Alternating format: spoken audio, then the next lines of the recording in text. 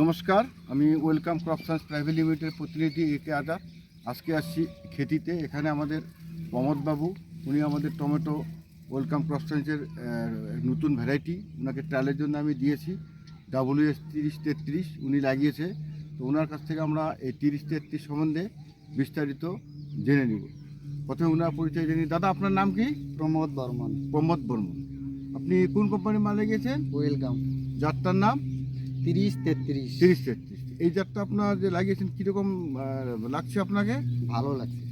কীরকম ভালো লাগছে? কেউ হয়েছে যেমন এর ফলের কালার ভালো, ফলের সাইজ ভালো, এর ফলন বেশি। আচ্ছা আচ্ছা। মিনিমাম এর ফলন 8 থেকে 10 কিলো হয় মানে একটা গাছে? একটা গাছে।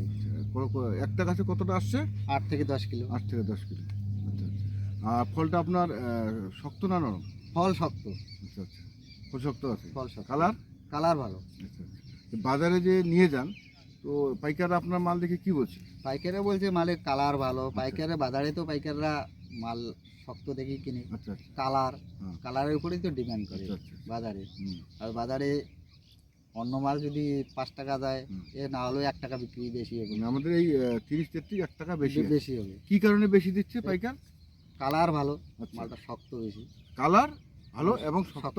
এই জন্য আপনাকে 1 টাকা অন্যান্য টমেটোর থেকে বেশি বেশি দেয়। আচ্ছা আচ্ছা। এখানে যারা দেখছে আর কি, তারা কি বলছে এই টমেটো সম্বন্ধে? তারা বলছে জাত ভালো আছে, হুম। আর লাগানো যাবে আগামীতে। আগামীতে তারা লাগাবে।